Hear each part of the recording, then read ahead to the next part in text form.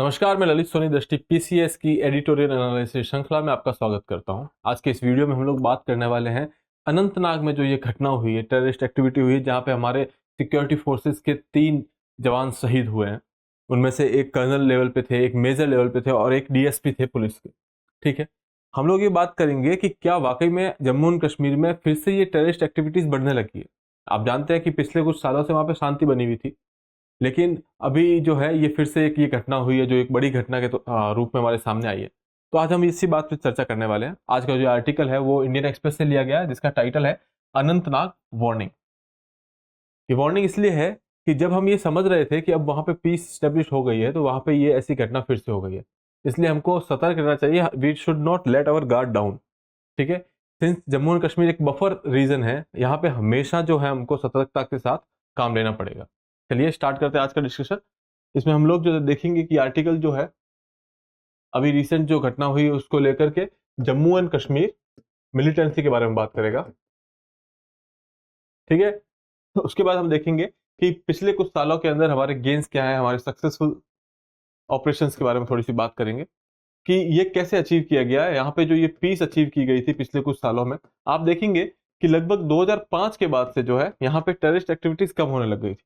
ठीक है, वो सब देखेंगे, उसके पीछे क्या रीजन था, क्या स्ट्रेटेजी थी, उसके बारे में बात करेंगे। फिर 2016 के बाद हम लोग सिचुएशन में देखते हैं थोड़ा सा चेंज। यहाँ पे जो है 2016 में बुरहान वानी नामक एक आतंकवादी को जो है हमारी सिक्योरिटी फोर्सेज ने मार दिया था। ये एक टेररिस्ट लीडर था जिसे मार दिया गया था। उसके बाद से इनके मोडस ऑपरेंडी में, इनके जो काम करने के तरीके में एक चेंज आया, वो देखेंगे। ठीक है, शुड वी बी कंसर्न, क्या हमें जो है चिंताजनक सिचुएशन है हमारे लिए। ठीक है, उसके बारे में बात करेंगे और फिर देखेंगे आर्टिकल को जो है कंक्लूड कर लेंगे। ठीक है, चलिए स्टार्ट करते हैं आज का डिस्कशन। तो अभी जो रिसेंटली G20 समिट हुई दिल्ली के अंदर, उसमें एक दिल्ली डिक्लेरेशन या फिर आप G20 डिक्लेरेशन कहते हैं, उसमें ये कहा गया कि all act of terrorism are criminal and unjustifiable. सारे टेररिस्ट, आतंकवाद के सारे एक्ट्स जो है वो क्रिमिनल है। ठीक है, और उनको जस्टिफाई नहीं किया जा सकता। अब वो चाहे कहीं पे भी, regardless of their motivation, wherever और वेन एवर, बाय हुम सो एवर, मतलब ये कहीं भी हो, चाहे कुछ भी मोटिवेशन रहा हो, किसी के द्वारा भी किए गए हो, अगर आतंकवाद है मतलब गलत है। ठीक है, जस्टिफाइड नहीं है और ये क्रिमिनल एक्टिविटी है। ये G20 में बोला गया। उसी के कुछ दिन बाद हमने जो ये अनंतनाग वाली घटना देखी। ठीक है, तो इसलिए यहां से देखने को ये मिलता है कि पीस एंड नॉर्मलसी, मतलब जो जम्मू कश्मीर में शांति व्यवस्था है वो अभी भी हमारे लिए ना एक फ्रेजाइल कंडीशन है। वहां पे हम ऐसा नहीं कह सकते कि एकदम पूरी तरीके से शांति स्टेब्लिश हो चुकी है। ठीक है, क्योंकि ये वल्नरेबल एरिया है। जम्मू एंड कश्मीर जो है वल्नरेबल क्यों है? क्योंकि ये जो है बफर स्टेट है, बॉर्डर पे आया हुआ स्टेट है। और दूसरी बात, हमारे जो पाकिस्तान के साथ रिलेशन है वो हमेशा से कुछ ऐसे ही रहे हैं। और पाकिस्तान आप जानते हैं कि टेररिज्म को स्पॉन्सर करता है। और अभी जैसे ही रिसेंटली आपने देखा होगा पाकिस्तान में डोमेस्टिक पॉलिटिक्स में चेंज हुआ, आर्मी जो है फिर से वहां पे पावरफुल होने लगी। जब जब पाकिस्तान में आर्मी पावरफुल हुई है, हमने देखा है कि टेररिस्ट एक्टिविटीज में जो है बढ़ोतरी हुई है।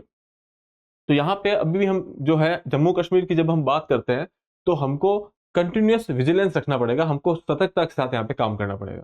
ठीक है, जैसा कि मैंने बताया आपको, यहाँ पे 3 जवान हमारे शहीद हुए हैं।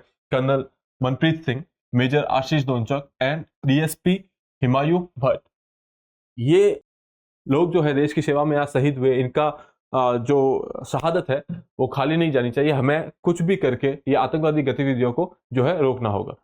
चलिए आगे देखते हैं। Looking at the last few years, पिछले कुछ सालों की जब बात करें, 1990s में जो है ये हमले बहुत अपने पीक पे थे। किसी टाइम पे ये हमले, मतलब आप बिल्कुल सेफ नहीं फील करते थे। लेकिन उसके बाद जो है आप देखेंगे कि 2005 के आसपास से ये हमले कम होने लग गए, क्योंकि 2000 से लेकर 1990s के बाद से जो है सेना ने वहां पे अपनी एक्टिविटीज को बढ़ा दी, वहां पे अपनी प्रेजेंस को बढ़ा दिया। ठीक है, आप देखेंगे कि जब हम बात करते हैं 2019 से 2022 के डेटा की विद रेस्पेक्ट टू 2016 से 19 के बीच में, आपको पता है 2019 में जो है 370 जो है हटा दिया गया था और जम्मू कश्मीर को एक यूनियन टेरिटरी बना दी गई थी। सेंटर ने अपना डायरेक्ट कंट्रोल वहां पे स्थापित किया था। उसके बाद से हम देखेंगे कि वहां पे जो है एक्ट ऑफ टेरर में जो है 32% का रिडक्शन है। जैसा कि मैंने बताया आपको, वहां पे ये एक्टिविटीज कम हो चुकी थी। ये उसके बाद ये पहली ऐसी बड़ी घटना है। ठीक है, फिर सिविलियंस की डेथ जो है वो 14% से रिड्यूस हुई है। फिर हम लोग सिक्योरिटी पर्सनल्स की डेथ जो है वो 52% से रिड्यूस हुई है। उसके बाद बात करें कि रिक्रूटमेंट, ये टेररिस्ट जो होता है वहां पे ये रिक्रूट करते हैं, इनके स्लीपर सेल्स वगैरह होते हैं, हैंडलर्स होते हैं, ये लोग वल्नरेबल लोगों को जो है रिक्रूट करते हैं। उन रिक्रूटमेंट में भी जो है स्ट्रिक्टली डिक्लाइन हुआ है, एकदम कमी आई है उसके अंदर। ठीक है, तो 2005-6 से लेके हम कह सकते हैं कि यहाँ पे एक पीसफुल एनवायरनमेंट थोड़ा बनना स्टार्ट हो चुका था। 2000 अभी 2022 तक, जिस घटना से पहले तक, वहां पे हम कह रहे थे कि शांति व्यवस्था स्थापित होने लगी। ठीक है, कैसे अचीव किया हमने ये देखिए। आगे बढ़ने से पहले मैं बता देता हूँ, ये देखिए ये आपका एलओसी है, लाइन ऑफ कंट्रोल। अब इसके पास में, सबसे पास में जो एरियाज पड़ते हैं वो है आपका रजौरी, ये पुंछ, ठीक है, और ये आपका एलओसी है। तो रजौरी और पुंछ एरिया जो है जहां पे हम जनरली देखते हैं टेररिस्ट एक्टिविटीज है, वो इसलिए होती है क्योंकि ये एलओसी के पास में है। यहां से इन्फिल्ट्रेट करना, घुसपैठ करना बहुत आसान हो जाता है। आगे मैं बताऊंगा आपको कि ये पूरा जो एरिया है ये एक हिली एरिया है, हिली और फॉरेस्ट एरिया है। ठीक है, इसलिए घुसपैठ आसान हो जाती है। तो इसकी वजह से जो है यहाँ पे ये टेररिस्ट एक्टिविटीज होती थी। फिर हमने क्या अचीव किया, हमने यहाँ पे जो है सिक्योरिटी प्रेजेंस को जो बढ़ा दिया। ठीक है, सिक्योरिटी फोर्सेस का प्रेजेंस यहाँ पे, इंटेलिजेंस की बात करें अगर, उसको इंप्रूव किया गया, इंटेलिजेंस स्ट्रक्चर को। इसके बाद हमने वहां की जो लोकल पार्टिसिपेशन था, जब ये मैंने बताया कि वहां पे रिक्रूट किया जाता था हैंडलर्स के द्वारा, तो हमने वो रिक्रूटमेंट को कम करने की कोशिश की, लोकल्स का पार्टिसिपेशन वहां पे जो है कम किया। उसके बाद आप यहाँ पे देखेंगे कि हमको गुजर और बकरवाल कम्युनिटी जो है वहां पे, ये ट्राइबल कम्युनिटीज है, वहां की लोकल कम्युनिटीज है, इन्होंने हमें सपोर्ट करना स्टार्ट किया। जब आपकी लोकल पॉपुलेशन आपको सपोर्ट कर रही होती है तो टेररिज्म वहां पे जो है पनप नहीं सकता। तो ये सबसे इंपॉर्टेंट फैक्टर था along with the security presence, जिसकी वजह से हमने ये अचीव की पीस 2005 के बाद में। ठीक है, और हमने बहुत सारे ऑपरेशंस भी चलाए। रिसेंटली आपने शर्त विलास नामक ऑपरेशन सुना होगा, हिलका का ऑपरेशन सुना होगा। तो ये ऑपरेशंस जो है सारे एंटी टेररिस्ट ऑपरेशंस थे, जिनमें जो है टेररिस्ट एक्टिविटीज को रोका गया, कई टेररिस्ट का जो है एनकाउंटर किया गया। ठीक है, तो इस तरीके से हमने जो है ये पीस अचीव की थी। ठीक है, अब 2016 के बाद जो है क्या चेंजेस है, जैसा कि मैंने बताया 2016 में एक लीडर जो है बुरहान वानी, उसको जो है मारा गया। उसके बाद इनके काम करने के तरीके में, इनका मोडस ऑपरेंडी जो है उसके अंदर चेंज आया। हम उसके बारे में बात करेंगे।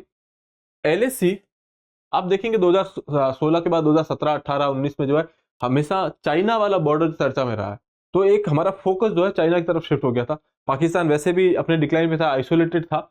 तो अब जो है चाइना वाले फोकस की वजह से हमारे डिप्लॉयमेंट सिक्योरिटी फोर्सेस के वहां पे ज्यादा होने लगे। उसकी वजह से यहाँ पे जो ग्रिड थी हमारी, जो एंटी काउंटर इंसर्जेंसी ग्रिड थी, वो यहाँ पे थिन हो गई, मतलब लोग कम हो गए। उसकी वजह से यहाँ पे इनको एक मौका मिल गया, अपॉर्चुनिटी मिल गई फिर से ऐसी एक्टिविटीज को बढ़ाने की। दूसरी चीज थी, लोकल सपोर्ट हमारा जो है वो ड्राइंग अप हो रहा था। जब मैंने बताया आपको गुजर और बकरवास जो थे हमारे सपोर्ट किए थे, इसकी वजह से हमने वहां पे काफी पीस स्टेब्लिश कर दी थी। लेकिन ये सपोर्ट जो है थोड़ा अब कम होने लगा, वो इसलिए क्योंकि वो पॉपुलेशन जो है उस एरिया से बाहर आने लगी एम्प्लॉयमेंट के लिए। जैसा कि आपको बताया कि ये पहले एक स्टेट हुआ करता था, पीस नहीं होगी तो डेवलपमेंट नहीं होगा, एम्प्लॉयमेंट नहीं होगा, और एम्प्लॉयमेंट नहीं होगा तो आपको बाहर आना पड़ेगा। तो ये कम्युनिटी वहां से बाहर आने लगी, वहां के यंग जो पॉपुलेशन थी या फिर जो लॉयल पॉपुलेशन थी वो वहां से बाहर आने लगी। दूसरा और भी एक इशू था फॉरेस्ट राइट्स को लेकर के। जो ये ट्राइबल कम्युनिटीज है इनके अंदर आपस में जो है खींचातानी होने लगी, उसकी वजह से उनका जो अटेंशन था वो डाइवर्ट हो गया। ठीक है, इसके बाद जो है unconventional channel to enter India. जब मैं इसके बारे में बात करूं तो आपको बताऊं कि जैसा कि मैंने आपको पहले बताया कि यहाँ पे कहीं पीर पंजाल के पास, यहाँ पे कहीं रजौरी और पुंछ एरियाज पड़ते हैं। पीर पंजाल जो है ये आपके रजौरी और पुंछ एरिया, यहाँ पे जो है ये आपकी एलओसी है। अब ये एलओसी से पुंछ और रजौरी से होकर के अंदर आते हैं, और फिर ये जो पीर पंजाल रेंज है ये आपकी फॉरेस्ट रेंज है। यहां पे ये लोग छुप करके अपने जो है कैंप्स बनाते हैं, ट्रेनिंग कैंप्स कह लीजिए या फिर ट्रांजिट कैंप कह लीजिए। वहां पे ये लोग अपने कैंप्स बनाते हैं, और जैसे ही इनको मौका मिलता है तो इधर ये जो है एरिया, ये कश्मीर वैली का एरिया है, और यहां पे ये लोग अपनी टेररिस्ट एक्टिविटीज को अंजाम देते हैं। ठीक है, ये तो था पहले का इनका जो मोडस ऑपरेंडी, पहले काम करने का तरीका, कि ये लोग जो है पाकिस्तान से एलओसी क्रॉस करके रजौरी और पुंछ एरिया से पीर पंजाल को क्रॉस करते थे और फिर कश्मीर वैली में आते थे। ठीक है, अब इन्होंने क्या चेंज किया, अनकन्वेंशनल मेथड। अनकन्वेंशनल मेथड बोले तो पहले तो ये डायरेक्ट यहां से बॉर्डर क्रॉस करके आते थे, अब इन्होंने जो है नेपाल और बांग्लादेश से आना शुरू कर दिया। जब उनको पता है कि यहाँ पे सिक्योरिटी फोर्सेस जो है उनको हमारे ठिकाने पता चल गए हैं, उनका कंटिन्यूस जो है विजिलेंस रहता है, तो इन्होंने जो है ये नेपाल और बांग्लादेश से आना शुरू किया। आपको पता है नेपाल की जो बाउंड्रीज है वो पोरस बाउंड्रीज है, ठीक है। तो इसकी वजह से जो है ये फिर से यहाँ पे पहुंचने लगे और हमारे ये इश्यूज फिर से स्टार्ट होने लगे। इसके अलावा young man are recruited by handlers. पहले जो ये बुरहान वानी था ये भी काम यही करता था, ये लोकल्स को जो है रिक्रूट करता था, लेकिन एक सिस्टमेटिक मैनर में करता था। फिर उनकी ट्रेनिंग होती थी, ट्रेनिंग होने के बाद जब वो तैयार हो जाते थे फिर उनको जो है अटैक के लिए भेजा जाता था। लेकिन अभी जो ये है, ये हैंडलर्स जो है ये क्या करते हैं, सिटी के अंदर ऑपरेट करते हैं, छोटे छोटे ग्रुप में ऑपरेट करते हैं और एकदम मिनिमल ट्रेनिंग, कम ट्रेनिंग में जो है इनको अटैक के लिए भेज देते हैं, क्योंकि इनको पता है मरना तो है ही और हमारे लिए फर्क नहीं पड़ता, क्योंकि ये जो पॉपुलेशन है वो भी वल्नरेबल पॉपुलेशन है और उस साइड की पॉपुलेशन है। तो ये लोग जो है मिनिमल ट्रेनिंग के साथ इनको बिना किसी प्रॉपर ट्रेनिंग के भी भेज देते हैं हथियार देकर के, ठीक है। तो इसकी वजह से जो है आपका पहले जो था एक पूरा ग्रुप होता था, हिजबुल मुजाहिदीन नामक एक ग्रुप हुआ करता था, जिसका ये लीडर हुआ करता था बुरहान वानी, वो ग्रुप जो थे वो खत्म हो गए। अब ये आइसोलेटेड जो है छोटे छोटे पॉकेट्स में काम करने लगे हैं, तो इनको आइडेंटिफाई करना मुश्किल हो जाता है। ये अर्बन पॉकेट्स में काम करते हैं, स्मॉल पॉकेट्स में, और शहरी क्षेत्रों के अंदर काम करते हैं, ठीक है। Presence on social media. अब ये लोग जो है सोशल मीडिया से भी रिक्रूट करते हैं, डार्क वेब वगैरह को यूज करते हैं, एक माहौल बनाया जाता है, एक आप कह सकते हैं कि वहां पे एक नैरेटिव क्रिएट किया जा रहा है, ठीक है, और ये उनको रिक्रूट करते हैं। सोशल मीडिया पे ये लोग आइडेंटिफाई करते हैं कि कौन वल्नरेबल टारगेट है, किसको हम लोग फंसा सकते हैं, ठीक है, फिर उसको रिक्रूट किया जाता है। इसके अलावा स्मार्ट टेक्नोलॉजी का यूज करने लगे हैं, तो इसकी वजह से जो है 2016 के बाद जो है इनको आइडेंटिफाई करना मुश्किल हुआ और ये एक्टिविटीज फिर से बढ़ने लगी धीरे धीरे। ये हम देख चुके हैं। शुड वी बी कंसर्न, क्या हमें चिंतित होना चाहिए इस बात को लेकर के? देखिए, पाकिस्तान के साथ हमारे टाइज जो है हमेशा अनईजी रहे हैं, ठीक है। पाकिस्तान को समझाना भी बहुत मुश्किल है, और पाकिस्तान अपने आप में एक ऐसा देश है जो खुद स्पॉन्सर कर रहा है इस टेररिज्म को, और उसको ये बात समझ में नहीं आ रही अल्टीमेटली टेररिज्म जो है उसको भी नुकसान पहुंचा रहा है। इसके साथ एक इशू ये हो गया कि पाकिस्तान में डोमेस्टिक पॉलिटिक्स चेंज होने की वजह से, पाकिस्तान में आर्मी वापस पावर में आने की वजह से ये चीजें फिर से बढ़ सकती है। अभी तक हम ये ऐसा कह नहीं सकते हैं कि मतलब ये बढ़ेगी ही बढ़ेगी, लेकिन देर आर चांसेस कि ये बढ़ सकती है। इसलिए हमको अपना जो है गार्ड जो है उसको लेट डाउन नहीं करना, उसको अपना एक सतर्कता जो है बना के रखनी है। जो हमने पहले फोकस जो है एलएसी की तरफ टारगेट किया था या फोकस डाइवर्ट किया था एलएसी की तरफ, उसको हम लोग को वापस इस एरिया पे फोकस करने की जरूरत है अभी, ठीक है। तो there are challenges that lies ahead. अब इस पाकिस्तानी पॉलिटिक्स चेंज की वजह से ये हमारे फ्यूचर में जो है कुछ चैलेंजेस हो सकते हैं, ठीक है। For India, death in Anantnag, जो भी ये अनंतनाग में एक हादसा हुआ है वो एक रियलिटी चेक है हमारे लिए कि ये जो है सिचुएशन वहां पे एकदम ठीक नहीं हुई है। तो हमको जो है अपना गार्ड जो है वो डाउन नहीं करना है, वहां पे हमें फिर से अपनी जो इंटेलिजेंस एजेंसीज हैं, अपनी सिक्योरिटी फोर्सेज हैं, उनको वापस एक्टिव करना होगा और इस चीज का ध्यान रखना होगा कि आगे के चैलेंजेस को ठीक से हैंडल किया जाए, ठीक है। वे हेड क्या है, देखिए G20 डिक्लेरेशन में ये बोला गया, effective counter terrorism measures, support for victims of terrorism and the protection of human rights. ये तीन चीजें, एक कि आप काउंटर टेररिज्म एक्टिविटीज करें, इफेक्टिव हो वो, ठीक है। इसके साथ दूसरा कि जो ये विक्टिम्स हैं टेररिज्म के उनको आप सपोर्ट करें, और तीसरा ह्यूमन राइट्स को प्रोटेक्ट करना। ये तीनों चीजें अलग अलग नहीं है, ये तीनों चीजें एक साथ चलती है, एक दूसरे को कॉम्प्लीमेंट करती है, ठीक है। तो इसलिए हम लोग को जो है इस पे काम करना होगा, और ये तीनों म्यूचुअली रीइंफोर्सिंग है। और सिंस हम लोग जब ग्लोबल लेवल पे बात करें तो टेररिज्म, जैसा कि बताया, terrorism everywhere is a threat. तो सारे ग्लोबल कम्युनिटी जो है उनको साथ आना चाहिए इस पे, ठीक है, अगेंस्ट टेररिज्म।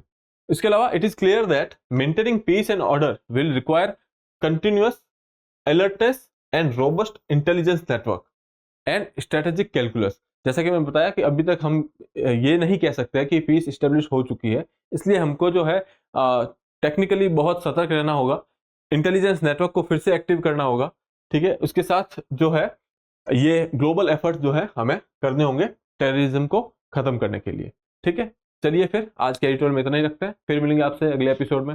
तब तक के लिए have a good day, thank you.